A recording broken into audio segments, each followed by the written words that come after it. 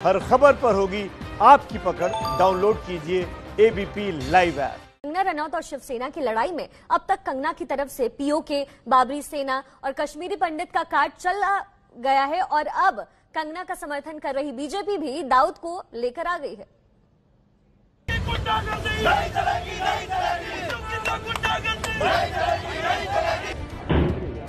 मुंबई में कंगना के दफ्तर पर बीएमसी के हथौड़ों की गूंज अब पूरे देश में सुनाई दे रही है। अलग अलग शहरों में कंगना के समर्थन में प्रदर्शन हो रहे हैं। कहीं महाराष्ट्र के उद्धव सरकार के खिलाफ नारेबाजी हो रही है तो कहीं कंगना को रानी लक्ष्मीबाई की तरह पेश किया जा रहा है।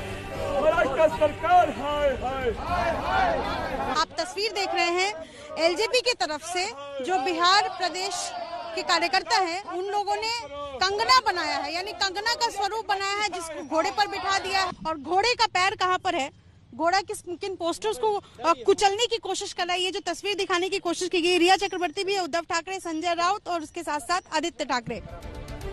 वहीं वाराणसी में प्रदर्शनकारी ऐसे पोस्टर लेकर निकले जिनमें कंगना के मुद्दे पर पूरी महाभारत रच दी गई। द्रौपदी के चीर हरण वाली घटना से तुलना करते हुए उद्धव ठाकरे और संजय राउत को दुशासन और दुर्योधन बना दिया गया। यानी कंगना जो चाहती थी वही हो रहा है। महाराष्ट्र सरकार और शिवसेना कंगना के रचे चक्रव्यूह में फंसते जा रहे हैं। सुशांत सिंह राजपूत की मौत से शुरू हुआ मामला अब राजनीति का नया अखाड़ा बन गया है, जिसमें कंगना के समर्थन में खड़ी दिख रही बीजेपी अब इसी बहाने उद्धव ठाकरे पर निशाना साध रही है। कंगना तो कोई ऐसा विषय नहीं था कि जो राष्ट्रीय स्तर पर चला जाए। आपने उसको बड़ा किया, आपने उसके घर जाकर तोड़ा। अब रोज शिवसेना के नेताओं के किसके घर अवैध है, किसके ऑफिस अवैध है, चीजें बाहर आ रही है।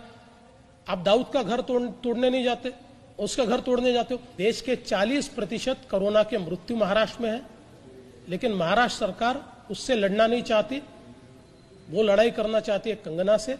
हर आरोप का उत्तर देना कोई हमारी जिम्मेदारी नहीं है। अब सवाल ये है कि दाऊद का घर गिराया है, कंगना का नहीं गिराया, कंगना का गिराया है। हम तो चाहते हैं कि जितने भी बेकायदा है वो सब गिरने चाहिए।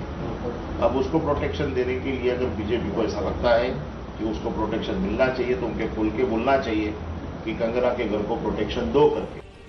कंगना और शिवसेना की लड़ाई में दाऊद की एंट्री इसलिए हुई क्योंकि मुंबई के ही पाकमोडिया स्ट्रीट में दाऊद की अवैध संपत्ति है, जिसे लेकर इसी साल जून में बॉम्बे हाईकोर्ट ने बीएमसी और माहडा को फटकार लगाई थी। हाईकोर्ट ने पूछा था कि उस इमारत को गिराया क्यों नहीं गया। इसी इमारत में अंदर की तरफ 2 घर हैं जो कि दाऊद इब्राहिम का परिवार जिनमें रहा करता था। 1986 में जब दाऊद भारत से भागा तब तक दाऊद और उसके भाई बहन इसी घर में रहा करते थे और दाऊद के भारत से भागने के बाद में भी उसके माता पिता यहीं पर रहते थे। इसी इमारत में जो 2 कमरों का घर है वहां पर रहते थे। इस इमारत को नहीं तोड़ा गया क्योंकि माडा की ओर से यह कहा गया कि कोविड के चलते उसके पास जो है रिसोर्सेस नहीं है जिससे कि यहां पर तोड़क कार्रवाई की जा सके और इसलिए ये इमारत अब भी यहां पर बनी हुई है। कंगना का दफ्तर तोड़ने और दाऊद की अवैध संपत्ति को छोड़ने की बात कहकर देवेंद्र फडणवीस ने उद्धव सरकार को कटघरे में खड़ा कर दिया। इस मामले में बीएमसी की कार्रवाई को लेकर कल तक एनसीपी प्रमुख शरद पवार भी सवाल उठा रहे थे, लेकिन आज पवार उद्धव सरकार के बचाव में उतर आए। कि कोई स्टेट गवर्नमेंट का इसमें कोई संबंध नहीं, जो कोई क्या रेसिडेंट या कार्यालय पर जो कोई कदम उठाए, ये मुंबई महानगर पालिका ने किया है। जहाँ तक मेरी इंफॉर्मेशन है वो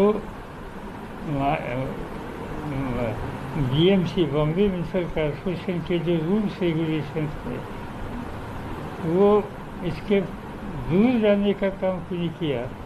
तो कई जगह पर महानगर पालिका ऐसे कदम उठाते हैं, ऐसे कदम हमने उठाए, ऐसा एक्सप्लेनेशन मुंबई महानगर पालिका की तरफ से आया है।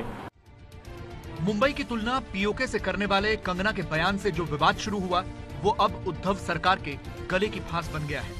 इसीलिए शिवसेना से अब न आगे बढ़ा जा रहा है और न पीछे हटा जा रहा है। कल संजय राउत ने कहा था कि कंगना का मामला उनके लिए खत्म हो गया, लेकिन आज फिर सामना में जो लेख छपा उसमें कंगना को लेकर टिप्पणी की गई। कहा गया कि कंगना रनौत पर नई अफीम का नशा है। और बीजेपी बिहार में राजपूत वोटों के लिए कंगना का इस्तेमाल कर रही है। और देखिए, सिर्फ महाराष्ट्र सरकार ही नहीं, कोई और भी है जिसकी मुसीबतें कंगना की वजह से बढ़ी है। 9 सितंबर को कंगना रनौत पूरी सुरक्षा के साथ हिमाचल से मुंबई पहुंची। कंगना के सफर में कुछ ऐसा हुआ जिससे फ्लाइट कंपनी इंडिगो की मुसीबत बढ़ गई है। आप भी देखिए क्या है ये पूरा मामला। फ्लाइट में बैठी कंगना रनौत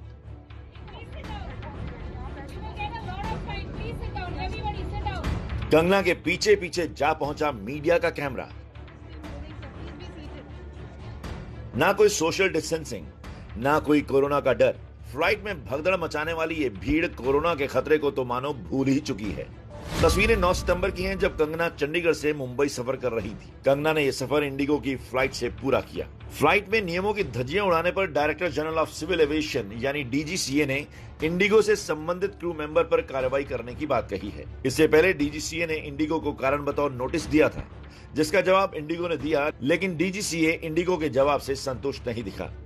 डीजीसीए की इजाजत के बगैर रिकॉर्डिंग और लाइव स्ट्रीमिंग की गई। इंडिगो के क्रू स्टाफ की ढिलाई से एयरक्राफ्ट एक्ट 1937 के रूल 13 को तोड़ा गया। बोर्डिंग, लैंडिंग और फ्लाइट के दौरान यात्रियों ने नियमों की अनदेखी की। ये हरकतें सीआर सेक्शन 3M पार्ट 4 का उल्लंघन है। इंडिगो ने इस मामले में अब तक कोई एक्शन नहीं लिया है। डीजीसीए ने इंडिगो से संबंधित क्रू मेंबर और ग्राउंड स्टाफ के खिलाफ उचित कार्रवाई करने का आदेश दिया है। साथ ही इंडिगो को 15 दिन के भीतर कार्रवाई की रिपोर्ट भी जमा करनी होगी।